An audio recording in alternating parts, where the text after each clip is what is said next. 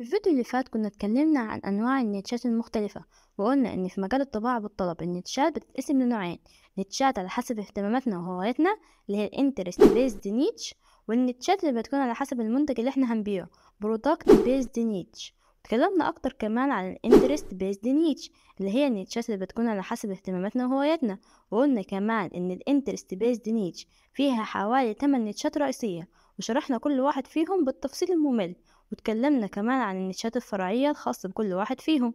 تاني نوع أو نيتش هنتكلم عنه النهاردة هو تخصص المنتجات أو ال Specific Product Niche. والاهتمام بنيتش البرودكتس ده مهم جدا لأي حد حابب يشتغل في مجال بيع المنتجات الرقمية أو الطباعة بالطلب، لأنه من أهم الخطوات عشان البيزنس أو الستور بتاعنا ينجح.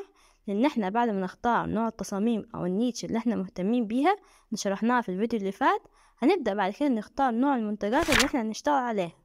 ودي تعتبر خطوة مهمة جدا، لأن اختيار المنتج اللي احنا عايزين نشتغل عليه هتحدد معانا حاجات كتير جدا، زي مثلا طريقة التسويق بتاعتنا وبناء براند قوي. لأنه اختيار منتج معين هيساعدنا إن احنا نركز في طريقة تسويقنا للمنتج كويس جدا، زي إن احنا نبني براند قوية في مجالنا. يعني لما نختار منتج معين أو تخصص معين هيساعد الناس تعرفنا أكتر، وتعرف إن احنا مختصين في مجالنا وكويسين فيه، وإنهم لما يكونوا محتاجين إنهم يشتروا المنتج ده احنا أول ناس هيفكروا يروحوا لهم عشان يطلبوا منتج زي ده.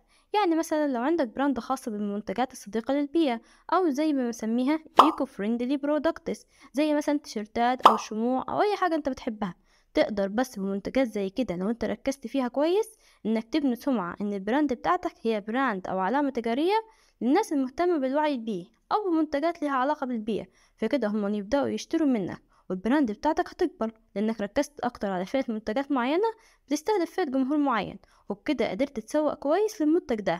غير ان اختيارك لشكل البراند واللوجو والالوان كمان هيفرق، لانه هتعمل حساب كل حاجة من دول. زي البراند اللي قدامكم دي عبارة عن براند خاصة بشموع او كاندل صديقة للبيئة، وبيستهدفوا فئة الناس المهتمة بالبيئة.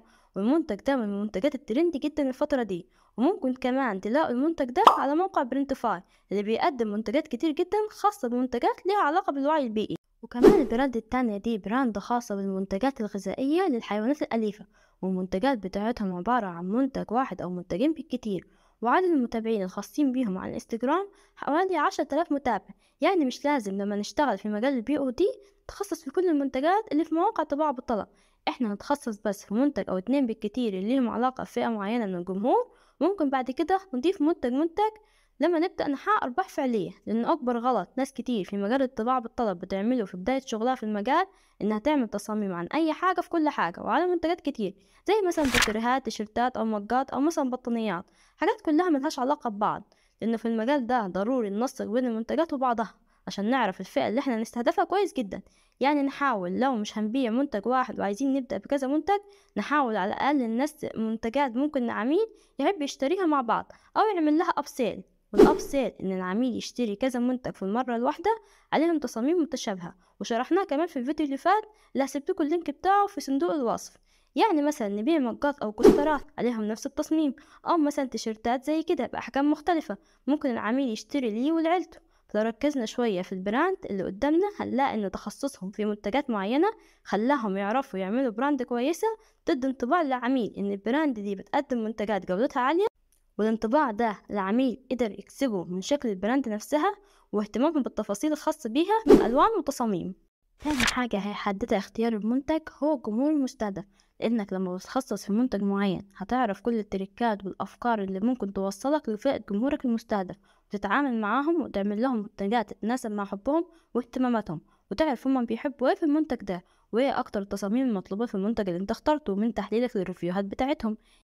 يعني مثلا لو انت استهدفت فئة الناس اللي بتحب الحيوانات هتعرف ايه هي المنتجات اللي عليها طلب كبير من الفئة دي من الناس، وهتعرف كمان ايه هي اكتر مواقع طباعة بالطلب اللي عليها زيارة اكبر من فئة الناس دي، زي مثلا موقع ريد بابل اللي يعتبر من افضل مواقع الطباعة بالطلب اللي عليها عدد زيارات كبيرة جدا من الناس اللي بتحب تشتري منتجات الحيوانات، لانه موفر منتجات كتير جدا زي اطواق او بطاطين وسكارفات ومنتجات تانية كتير او اكسسوارات خاصة بالحيوانات. وزي ما قال إيلون ماسك الرئيس التنفيذي لشركة تسلا وسبيس إكس، المفتاح للنجاح في الأعمال التجارية ليس فقط في اختيار المنتج المناسب بل أيضا في فهم جمهورك المستهدف. قم بالبحث وفهم تفضيلات واحتياجات عملائك، وضبط عروض المنتجات الخاصة بك وفقا لذلك. يعني مهما اخترت منتج مفيش زيه في مجالك وعملت عليه تصاميم احترافية، لازم تستهدف جمهورك صح. يعني تستهدف الناس اللي هتكون مهتمة فعلا بالنوع ده من المنتجات، مش تستهدف جمهور مش من أولوياته أو من اهتماماته إن يشتري منتج زي ده أصلا. يعني ما ينفعش تستهدف منتج خاص بالقطط لحد ما عندوش قطة، أو مثلا تعمل منتج خاص للبيبيهات أو الأطفال لحد مثلا ما عندوش أطفال أو بيبي. يعني لازم نخلي بالنا كويس واحنا بنستهدف الجمهور اللي هيشتري مننا المنتج. وكمان اختيارنا لمنتج معين هيحدد لنا نوع منصة السوشيال ميديا اللي ممكن نعمل عليها دعاية زي فيسبوك وانستجرام. وكمان هنقدر نحدد ايه اكتر منصة فيهم عليها زيارات كتير لجمهورك المستهدف، او ايه اكتر منصة هو بيزورها عشان يشتري من عليها المنتجات الخاصة بيه. زي مثلا اكتر بلاتفورم بيحبوا يزوروها فئة الامهات هي فيسبوك، او المنتديات اللي بيحبوا يشاركوا عليها تجاربهم او الاكسبيرينس اليومية بتاعتهم. وده برضه بيختلف من بلد لبلد، لأن في مصر مثلا أكتر بلاتفورم منتشرة هي الفيسبوك أو جروبات الواتس في الدعاية وبيع المنتجات الخاصة بالبيبيز. لكن في أي بلد تانية بيكون الموضوع مختلف. عشان كده لازم نخلي بالنا في التسويق من نقطة مين هو الجمهور اللي هنستهدفه، والمكان اللي هو عايش فيه، وإيه مواقع السوشيال ميديا الموست بوبيلر في الوقت ده. ومن أمثلة برضه السترونج براندز، لو أنا مثلا اتخصصت في منتجات الديكور الخاصة بأوض البيبيهات والأطفال، يعني بعمل تصاميمي عن البورتريهات أو بوسترز خاصة بأوض البيبيهات زي الستور اللي قدامنا ده. لما هاجي أسوق منتجاتي أو البراند بتاعتي، هصمم لوجو ووصف وبراند بألوان معينة، وهتكون ألوان مثلا مبهجة وتصاميم مبهجة. فلو مستهدف فئة الأمهات اللي مثلا بيدوروا على ديكورات لأوض أطفالهم، بروفايل الانستجرام بتاعي ممكن يجذبهم بشكل كبير. وكمان تخصصي في منتج واحد هيساعدني إن ألاقي موارد بشكل أسرع استخدمها للتسويق التصاميم زي الموك ابس اللي بستخدمها، او الصور سواء كانت مدفوعه او مجانيه. بيبقى سهل عليا الاقي اللي انا محتاجاه. والموك ابس هي عباره عن نماذج وهميه بنحط عليها تصاميمنا عشان يبان شكلها حلو للعميل، او نقدمها للعميل بشكل احسن اللي هيشتري منتجاتنا زي كده مثلا. وده بيتم بكل سهوله من على الموبايل باستخدام ابس او تطبيقات خاصه بالموك ابس، او عن طريق برامج زي فوتوشوب وغيرها كتير. وهنشرح الموك ابس بالتفصيل في الفيديوهات الجايه باذن الله. ثالث حاجة هيحددها اختيار منتج معين هو التميز في السوق التنافسي أو بين المنافسين. يعني هتقدر تركز في منتجك أكتر، وهتدرس السوق والمنافسين بطريقة أدق من إنك تختار منتجات كتير والسوق معاك يوسع ويحصل لك تشتت. لكن منتج واحد أو منتجين بالكتير هيخلوك تركز في أدق تفاصيل منتجك، وتركز كمان في عيوب ومميزات المنتج عشان تعرف تبيعه صح للعميل، وكمان مواصفات المنتج وأبعاده ومقاساته وحتى تسعير المنتج نفسه. وكمان هتقدر تعرف أسعار المنافسين وتختار إذا كنت هتبيع بسعر أكبر أو أقل حسب تقييمك لرفيات العملاء وإقبالهم على الشراء. وممكن كمان تركيزك على منتج واحد أو مجموعة منتجات معينة يساعدك إن يكون عندك تفرد عن بقية المنافسين، زي مثلا اختيار تصاميم معينة وفريدة خاصة بالمنتج بتاعك مش موجودة عند حد من المنافسين اللي حواليك. وزي ما قال وارن بافيت رئيس مجلس إدارة والرئيس التنفيذي لبركشاير هاثواي، الجودة قبل الكمية. يجب أن تكون مبدأك التوجيهي عند اختيار المنتجات لعملك. ركز على تقديم منتج أو بضعة منتجات استثنائية تتميز في السوق بدلا من محاولة تقديم كل شيء. هذا يسمح لك بأن تبرز وتبني قاعدة عملاء مخلصة. يعني التخصص لو كان على منتج أو أيتم واحد أو صنف واحد هيكون أفضل 100 مرة لو كان على كذا صنف مرة واحدة، لأن طاقتك وإبداعك وتركيزك على منتج واحد بيخليك تبدع فيه، وبيخلي كل طاقتك ومواردك وتركيزك على المنتج ده. وكمان هيخليك أفضل من المنافسين حواليك، لأن تخصصك هيضيف لك ميزة تنافسية مش موجودة عند ناس كتير.